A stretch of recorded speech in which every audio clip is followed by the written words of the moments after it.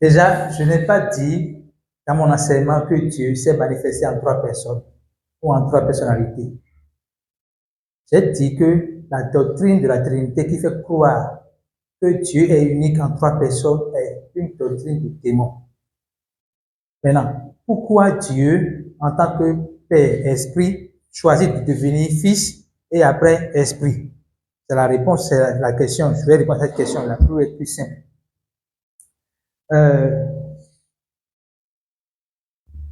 Dieu a fait cela pour sauver les hommes.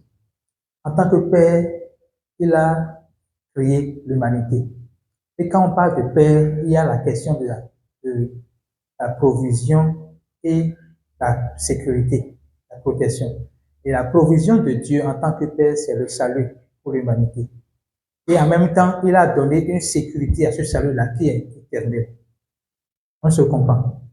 Maintenant, pour que sa provision existe, pour que sa provision soit palpable, il faudrait qu'il paie le prix du péché à la place des hommes. Et on dit que sans effusion de sang, il n'y a pas de moyen de péché. Donc, il faut bien que le sang coule, mais pas le sang des animaux, pas le sang des hommes qui sont déjà pécheurs, mais le sang de Dieu qui est sans péché. Vous comprenez? Donc, c'est pour ça qu'il a dit, il n'est pas menti en trois personnes, il a dit, moi, esprit, je vais porter une enveloppe corporelle. Et c'est toujours encore la même personne. Et si vous comprenez bien, vous allez voir qu'il n'y a même pas, il n'y a pas trois manifestations, il y a seulement deux. Je m'explique. Il n'y a pas trois manifestations, il y a deux. Dieu est esprit. Il porte l'enveloppe corporelle. D'accord? Pour sauver les hommes. Après, il retourne à son état d'esprit. Pour habiter dans l'homme. Vous comprenez? C'est un peu ça. Maintenant, répondre à la question du pasteur Nagnon. Est-ce que c'est le fait que nous faisons prospérer le salut qui rend Dieu éternel? Non, Dieu est éternel. Avec ou sans salut, Dieu est éternel.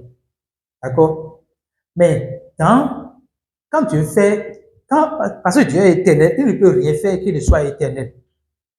Je reprends. Quand Dieu est éternel, il ne peut rien faire qu'il ne soit éternel. Donc, quand il a donné son salut, la connotation éternelle de salut dépend de la résurrection. Pas de nous.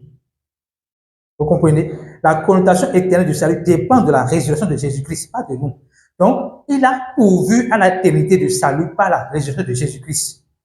Maintenant, il nous donne à nous, si nous ne faisons pas ce que nous faisons, le salut est éternel. Toujours éternel. Mais nous, lorsque nous portons le message à quelqu'un d'autre, nous mettons à cette personne de rentrer dans l'éternité du salut également. C'est ce que j'essaie de dire, en fait. Maintenant, il y a une autre question qui est venue pendant que vous parliez. Pourquoi, c'est la question qui est venue, pourquoi Dieu n'a pas choisi instantanément de quitter en tant qu'esprit, d'habiter en même temps dans les hommes? C'est la question qui m'est venue. Pourquoi, en tant qu'esprit, il ne choisit pas de porter l'enveloppe corporelle d'abord avant d'habiter dans les hommes? En fait, Dieu ne peut pas brûler les étapes de la restauration. S'il choisit en tant qu'esprit d'habiter dans les hommes, il va habiter dans les hommes qui sont pécheurs. Or, c'est la croix, l'œuvre de la croix, qui permet à quelqu'un d'être justifié. Et donc de recevoir l'Esprit de Dieu en lui. Ça dit quoi? Personne ne peut recevoir l'Esprit de Dieu sans écouter l'Évangile qui sauve. Quand il a dit, il a prophétisé par les prophètes disant que je répandrai mon esprit sur toute chair, ce n'est pas sur toute chair, ce n'est pas sur tous les animaux, sur tous les hommes, c'est sur toute personne qui entend l'évangile, qui croit et reçoit l'évangile. C'est toute personne qui croit que Jésus est mort pour ses péchés et qu'après son ensevelissement, il est ressuscité des morts le troisième jour. C'est fondamental. C'est fondamental. Je ne sais pas si j'ai répondu à toutes les questions et que vous êtes satisfait. Merci beaucoup.